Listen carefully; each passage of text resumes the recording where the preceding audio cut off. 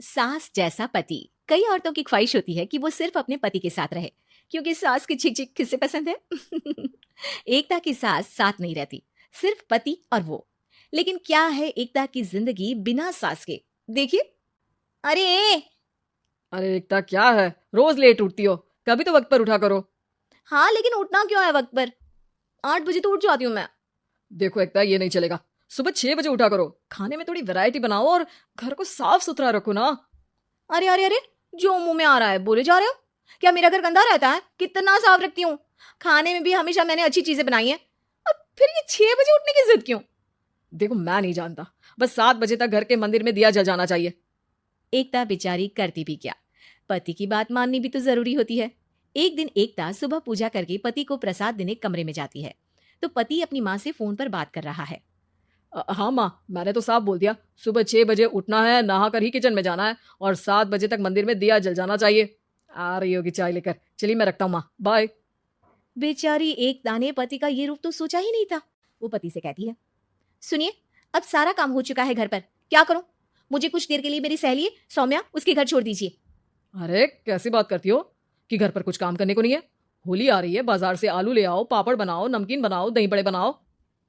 सब कुछ आज ही बनाना है? अरे अब मन कर रहा है कि सहेली के घर जाऊं तो जाऊंगी ना मैं। आप नहीं ले जाएंगे तो कैब से चली जाऊंगी। अरे अरे, ये क्या बात होती है? चलो ले जाता हूँ तुम्हें, तैयार हो जाओ जल्दी से। कैब की धमकी तो ऐसे दे रही हो जैसे माँ ने दरवाजे में कैब खड़ी कर रखी हो विथ ड्राइवर। बढ़िया आई कैब वाली। हाय रे एकता की किस्मत। वो सोचती है कि सास साथ नहीं है, लेकिन पति के हाव भाव किसी अक्कड़ू सास से कम ही नहीं है। पति एकता को सहेली के घर छोड़कर कहता है, अच्छा सुनो, वक्त पर घर चली जाना और शाम को गर्मा गर्म पुलाव खाऊंगा मैं। बनाकर पहले ही मत रख देना, और हाँ, रायता भी बना लेना। हाँ जी हाँ, फिलहाल क्या मैं अंदर जा सकती हूँ? नाश्ता पेट भर करा दिया, दोपहर का खाना भी पैक कर दिया। पहले जो खाया है उससे तो पचा लो, दिन का खा लो, अभी से रात के खाने की चिंता में बाल न जल जाए कहीं। पति को एकता की बात पर गुस्सा तो बहुत आता है, लेकिन ऑफिस में देरी के कारण वो कुछ नहीं कहता। एकता सहेली के पास जाती है, जहां सास बहू बैठकर गप्पे लड़ा रही होती है। हाय सौम्या। नमस्ते आंटी जी। अरे वाह एकता बेटा, बड़े समय बाद देखी, कैसी हो? अच्छी हूँ आंटी जी। घर का सारा काम हो गया था, बोर हो रही थी, सोचा सौम्या से मिलती चलूं। हाँ हाँ बच्चों, तुम लोग बैठकर गप्पे लड़ाओ, मैं तुम लोगों के लिए नाश्ते पानी का इंतजाम करती हूँ। सास ये बोलकर किचन में चली जाती है। अरे एकता, कैसे आना हुआ? थोड़ी परेशान सी भी लग रही है, सब ठीक तो है ना? अरे यार, कहाँ ठीक हूँ। ना सोने मिलता है, ना अपने मन का कोई काम करने मिलता है। बस सुबह 6 बजे से किचन और रात के 12 बजे तक घर का काम। मेरी तो कमर ही टूट रही है। अरे क्यों मजाक कर रही है? तेरे तो मजे हैं, अकेली रहती है पति के साथ, ना कोई सास ना ससुर, ना आस पड़ोस से मतलब। हम लोगों की सोच जॉइंट फैमिली है, कितनी परेशानी होती है।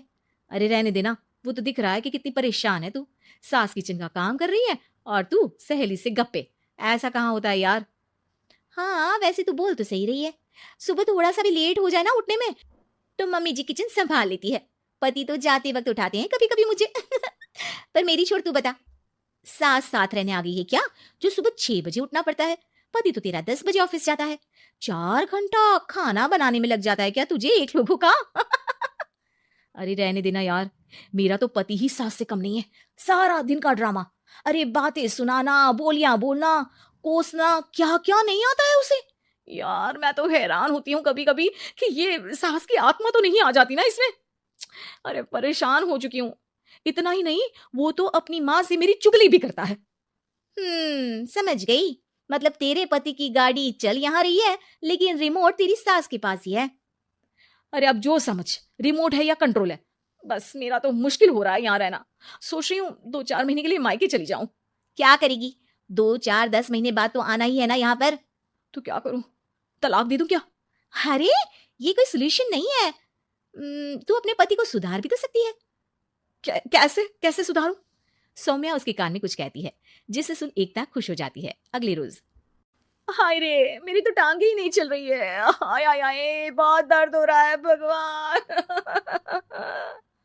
अरे क्या हुआ एकता? रुको, मैं माँ से पूछता हूँ। लेकिन पति जैसे ही माँ से बात करके एकता के पास आता है। क्या नौटंकी है ये? क्यों रो रही हो? अरे कोशिश करो ना उठने की। ये काम से बचने के लिए जो नाटक है ना, बंद कर दो, वरना माँ आ जाएगी यहाँ पर। एकता की तो मानो मन मुराद पूरी हो गई। अरे हाँ हाँ, तो बुला लो ना उन्हें, जल्दी से बुला लो। मैं 4-5 दिनों के लिए आराम करना चाहती हूँ, चल तो सकती नहीं हूँ। खाना पीना कैसे होगा? अब क्या था, सासू माँ आ जाती है एकता के घर। सासू माँ मुझे ये हमेशा बताते हैं कि आप कितनी हार्ड वर्किंग है। बस अब अगले 15 दिनों तक मैं आपको देखूंगी और आपकी जैसी ही बनूंगी।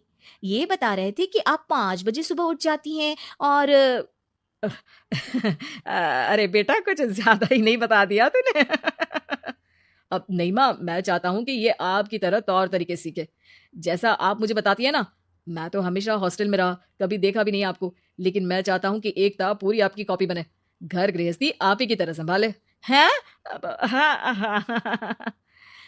तो अब माँ जी यही है, तो क्यों ना कल से शुरू। लेकिन अगले दिन सास 9 बजे सोकर उठती है।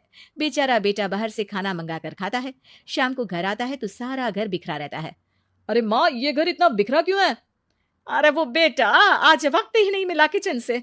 सुबह का नाश्ता, दिन का खाना, अब रात को तो मेरा मन ही नहीं है कुछ बनाने का, तो बाहर से ही ले आ, या दिन का जो खाना बचा है ना वही खा लेना। ओ माँ, इससे अच्छा तो एकता कर रखती है। भले ही आराम आराम से काम करती है, लेकिन आज तक मुझे बासी खाना नहीं खिलाया। खुद तो तुम 9 बजे उठी हो, वो तो फिर भी 8 बजे उठती थी। अरे बेटा, मेरे बस की नहीं है 8 बजे उठना। वो तो ना मैं झूठ बोल रही थी।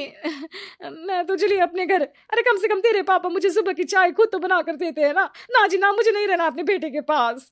ये बोलकर सासू माँ चली जाती है अपने घर और एकता की लाइफ फिर से सेट हो जाती है बहुत अच्छी तरह।